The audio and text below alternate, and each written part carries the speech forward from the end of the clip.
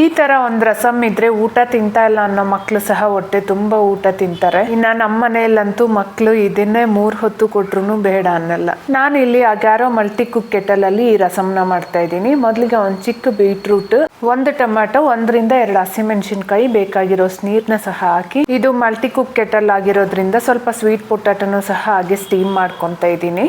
ನಂತರ ಒಂದು ಮಿಕ್ಸರ್ ಜಾರ್ಗೆ 1 ಸ್ಪೂನ್ ಅಷ್ಟು ಜೀರಿಗೆ, 1 ಸ್ಪೂನ್ ಅಷ್ಟು ಮೆಣಸಿನಕಾಳು, 1 ಗಡ್ಡೆ ಬೆಳ್ಳುಳ್ಳಿನ ಹಾಕಿ ತರ್ತರಿಯಾಗಿ ರುಬ್ಕೋಬೇಕು.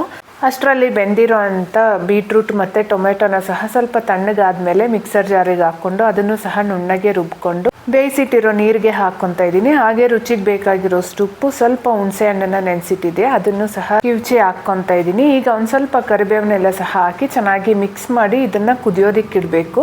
ರಸಮ್ ಚೆನ್ನಾಗಿ ಕುದಿ ಬಂದಮೇಲೆ ಸ್ಟವ್ ಆಫ್ ಮಾಡಿಕೊಂಡು ಸ್ವಲ್ಪ ಕೊತ್ತಂಬರಿ ಸೊಪ್ಪನ್ನ ಹಾಕ್ಕೊಂಡು ಕೊನೆಯಲ್ಲಿ ಎಣ್ಣೆ, ಸಾಸಿವೆ, ಕರಿಬೇವು, ಒಣಮೆಣಸಿನಕಾಯಿ ಹಾಕಿ ಒಂದು ಸಿಂಪಲ್ ಒಗ್ಗರಣೆ ಕೊಟ್ಟರೆ ಸಾಕು. ರಸಮ್ ಮಾತ್ರ ತುಂಬ ರುಚಿಯಾಗಿರುತ್ತೆ. ಮಿಸ್ ಮಾಡದೆ ಒಂದ್ಸರಿ ಟ್ರೈ ಮಾಡಿ. ಇಷ್ಟ ಆದರೆ ವಿಡಿಯೋನ ಲೈಕ್ ಮಾಡಿ.